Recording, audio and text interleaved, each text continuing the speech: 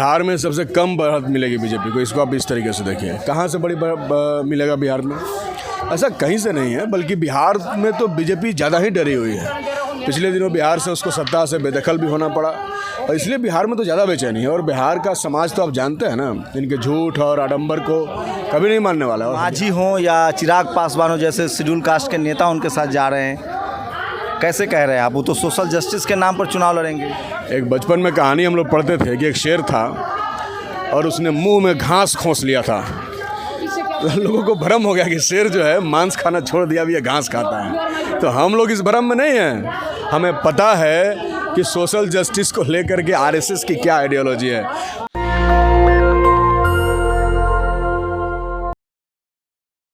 मेरे साथ देश के एक युवा विधायक हैं अजीत, बिहार से सीपीआई-एमएल के विधायक हैं। कॉलेज से निकले, चुनाव लड़ा और चुनाव जीत भी गए। आज दिल्ली के जंतर मंतर पर हैं। अजीत, क्या लग रहा है आप लोग 2024 में आप लोग बिहार बचा पाएंगे? कह रहे हैं कि बिहार में सबसे बड़ी बढ़त मिलेगी बीजेपी को। बिहार में सबसे कम बढ़त मिलेगी बीजेपी को। इसको आप इस तरीके से देखिए, कहाँ से बड़ी मिलेगा बिहार में?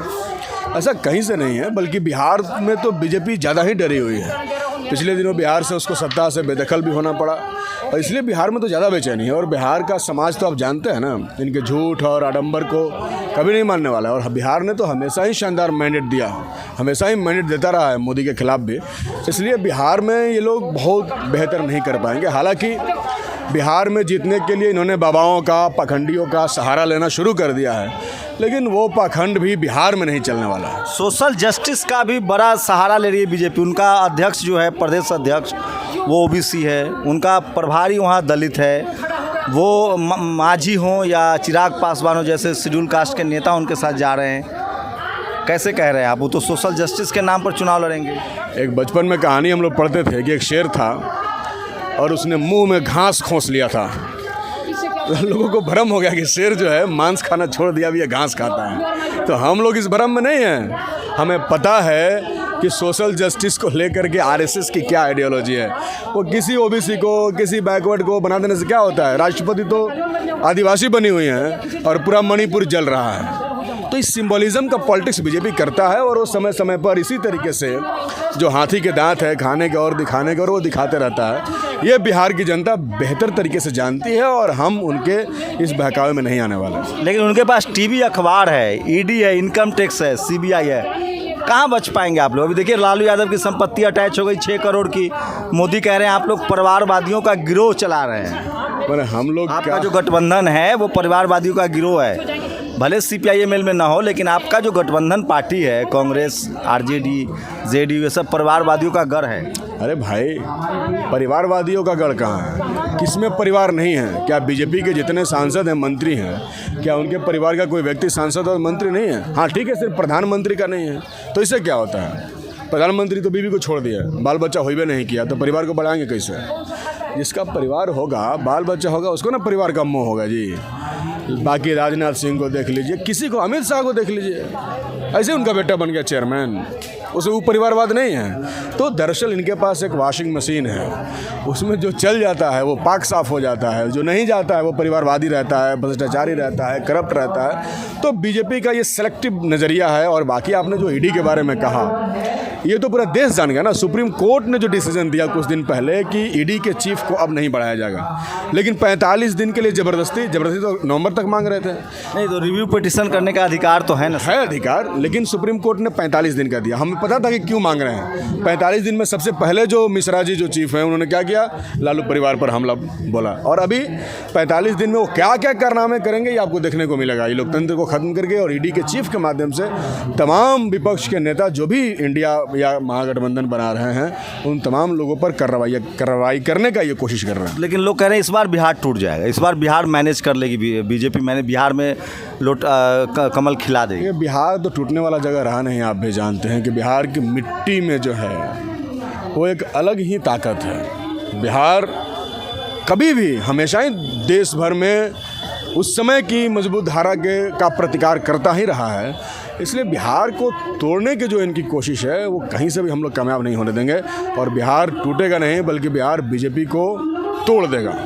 फिर उनका गठबंधन बड़ा हो रहा है बिहार के लिहाज से, आप देखिए तो। नहीं, उनका गठबंधन कहाँ बड़ा है, बिहार में अब है ही कहाँ उसके पास, कौन है? मांझी जी चले गए हैं, चिराग पासवान गए हैं, आप इन लोगों को इनकार चिराग के पास ये कहने के अलावा कि हम मोदी जी के हनुमान है, दूसरा कोई बात बचा नहीं है। और मांझी जी को तो लोग जानते हैं कि वो प्रोमिनेंट लीडर नहीं रहे हैं शुरू से।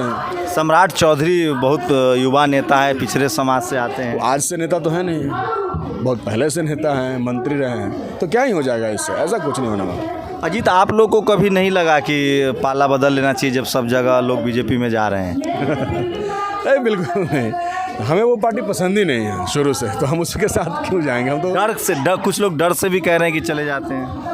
हम लोग कौन सी का डर है? डर तो उनको होता है ना जो राजनीति के माध्यम से अकूत धन जिन्होंने जमा कर लिया है। हमारे पास क्या है? खोने के लिए जिसके पास कुछ भी नहीं है उसको क्या ही कोई किसी से डर। लेकिन राष्ट्रवाद तो है ना, बीजेपी कह रही कि हम राष्ट्रवादी पार्टी हैं, हम देश को आगे बढ़ा रहे हैं। नहीं, राष्ट्रवाद तो सबके अंदर है, इसका पेटेंट बीजेपी ने जरूर कराया हुआ है, लेकिन इसका पेटेंट बीजेपी के पास नहीं है। यहाँ देश में कौन राष्ट्रवादी नहीं है? किसको अपने राष्ट्र से प्रेम नहीं है? हम सब राष्ट्रवादी हैं, हम सबको अपने देश से मोहब्बत है, हमको प्रेम है। देश हमारे लिए माँ के समान है और हमारा पहला कर्तव्य है कि अपने देश की रक्षा करना। धर्म भी बचा रही है बीजेपी, सोचिए हिंदू राष्ट्र को गौरवान्वित कर रही है, दुनिया भर में भारत का डंका बज रहा है, ग्लोबली फेनोमेनन है नरेंद्र मोदी। ये बताइए कि हिंदू धर्म इतना छोटा है कि उसको मोदी जैसा अदना सा व्यक्ति बचाएगा? हैं? ये व्यक्ति क्या बचाएगा? ये तो स्वांग रच रहा है बचाने का, ये तो धर्म को बर्बाद कर दिया। हिंदू धर्म का जो भी कुछ अच्छा खासा भाग था, ठीक ठाक, जो उसके अंदर का जो सेकुलरिज्म था, उस धर्म के अंदर रहने वालों ने बौद्धिज़्म को आगे बढ़ाया, जैनिज़्म को आगे बढ़ाया और कई सारे पंथ और संप्रदाय, और उसने सबको, किसी को उसने हेट की नज़र से, घृणा की नज़र से नहीं देखा। उस पूरे के पूरे उसके बड़े कैरेक्टर को, एक बड़ा स्वरूप को इन्होंने छोटा कर दिया, खत्म कर दिया। इन्होंने तो खुद हिंदू धर्म को बर्बाद कर दिया। लेकिन लोग कह रहे हैं कि जब से मोदी जी आए हैं तब से दुनिया भर में बीजेपी का डंका बज रहा है, मोदी देश का डंका बज रहा है बीजेपी की सरकार की वजह से। क्या डंका बज रहा है? अभी देश की बड़ी पूंजीपति, हमने एक वीडियो देखा, नीता अंबानी जो गई थी विदेश में, उन्होंने कहा कि मैं इंडिया से आई हूँ जो बुद्ध की धरती है। तो ये सोचिए ना, देश का डंका तो दुनिया में आज ही से है, पहले से है भारत का डंका, पहले से भारत को लोग मानते रहे। मोदी जी ने तो उसको कमज़ोर किया है। दुनिया तो देख रहा है ना कि कैसे कुकी और मैते लड़ रहे हैं, कैसे बीएचपी वाले हरियाणा में दंगा करा दिए और कैसे 2024 का खेल बीजेपी 23 में खेलना उसने शुरू कर दिया है।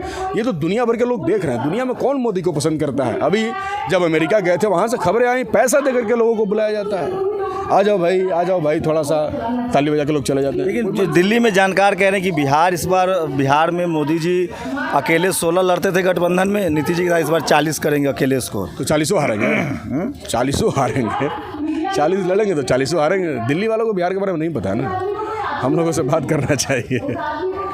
टीवी अखबार से कहाँ लड़ पाएगा अपोजिशन? टीवी अखबार है, आप है ना हमारे लिए। आपके जैसे हजारों लोग हैं जो हमारी बात जनता तक पहुंचा रहे हैं। आपका कम व्यू है तो लोग आप ही को ज़्यादा देख रहे हैं। गांव-गांव में जाइए ना, कोई देख रहा है आज तक को, इंडिया टीवी को, जी न्यूज़ को, सब टीवी बंद है। चलिए, बिहार बचा भी लिए, लेकिन पैन इंडिया आप देखेंगे तो बीजेपी एक राष्ट्रीय पार्टी है, उसके पास हर जिले में अपना दफ्तर है, हर जिले की बात कह रहा हूँ। कोरोना के पैसे से बना है कोरोना का में, और उसके पहले जो वो क्या है नोटबंदी हुआ था, उसके पैसा से उन्होंने बनाया है दफ्तर, सबको पता है। संसाधन है उनके पास, सवर्ण लीडरशिप है, सवर्ण समाज का समर्थन है और तमाम इंस्टीट्यूशन जो है वो लग रहा है ऐसा कि उनको मदद कर रहे हैं। ऐसे में आपको लगता है 2024 में कोई उलटफेर हो पाएगा? इस देश में और दुनिया में इसका इतिहास रहा है कि जनता जब खड़ी होती है ना तो उसके सामने कोई संसाधन टिक नहीं पाता है। बड़े बड़े तिस्मार खान राजाओं को भागना पड़ा है, जिनके पास सब कुछ था, तोप था, बारूद था, गोला था, बम था। निहत्थी जनता ने अपनी एकता के बल पर उनके पूरे के पूरे साम्राज्य को बिखेर करके ख़त्म कर दिया। इसलिए मोदी का जो भी संसाधन ये कुछ भी नहीं है। जनता खड़ी होगी और इनको हारना पड़ेगा। तो देखिए, ये अजीत हैं और अजीत एक गरीब परिवार से थे, छात्र नेता थे, पहली बार चुनाव लड़ते हैं, विधायक बनते हैं और ये बिहार की एक अलग ही माटी है, बिहार के नेताओं का एक अलग ही रुझान है। आप अजीत जैसे हर घर में आपको बिहार में लोग मिलेंगे, इसलिए बिहार तो बीजेपी के लिए इसलिए अभेद किला बना हुआ है। लेकिन इस बार सोशल जस्टिस का जिस तरह से बीजेपी समावेश कर रही है, देखना पड़ेगा कि विपक्ष कैसे उन्हें बचा पाती है। आज अजीत विधायक हैं बिहार से CPI-ML के, और दिल्ली में ये लोग आए हैं। दिल्ली क्यों चुना आप लोगों ने आज का ये इस प्रोटेस्ट के लिए? दिल्ली में संसद भवन है तो दिल्ली में ना प्रोटेस्ट होगा। संसद भवन के सामने ये प्रोटेस्ट हो रहा है, और बताने के लिए कि चूँकि संसद हमारे सवालों पर चुप है, मोदी जी खुद मौन व्रत में है, उनका मौन व्रत तोड़ना है ना, उन्हीं का मौन व्रत तोड़ने के लिए सब देश का नौजवान यहाँ पे आया हुआ है। बिहार में आप लोग मतलब सीटें 24 मतलब सीटें निकाल लेंगे 40। हाँ, बिहार के बारे में चिंता नहीं करना है, हम तो देश के लोगों से कह रहे हैं कि बीजेपी का अंतिम लक्ष्य है बिहार विधानसभा पर कब्जा। हाँ, और वो भी बिहार विधानसभा तो दूर का चीज़ है, तो लोकसभा में बिहार में 40 को में देखिए ना इनका क्या हाल हम लोग करते हैं। ये लोग कुछ नहीं कर पाएगा, बिहार में तो इनका चलने वाला नहीं है। तो हम बाकी राज्य के लोगों से कह रहे हैं कि आप लोग भी थोड़ा टाइट होइए, पगड़ी वगड़ी बानिए और ये सबको लुकहारी बांध के भगाइए। तो बिहार के युवा विधायक अजीत से हम आपका बातचीत करा रहे थे। इनकी बातों से आप सहमत है, असहमत है? अपनी प्रतिक्रिया जरूर दीजिए। शुक्रिया हमसे बातचीत करने के लिए। धन्यवाद। शंभू कुमार सिंह, नेशनल दस्तक, दिल्ली। नेशनल दस्तक की आपसे गुजारिश है कि अगर इसको बचाना चाहते हैं तो नेशनल दस्तक को सब्सक्राइब करने के लिए रेड कलर के सब्सक्राइब बटन को दबाएं, फिर बेल आइकन की घंटी दबाएं। नेशनल दस्तक को बचाने के लिए बहुत ज़रूरी है कि हर खबर को शेयर करें, लाइक करें, कमेंट जरूर करें।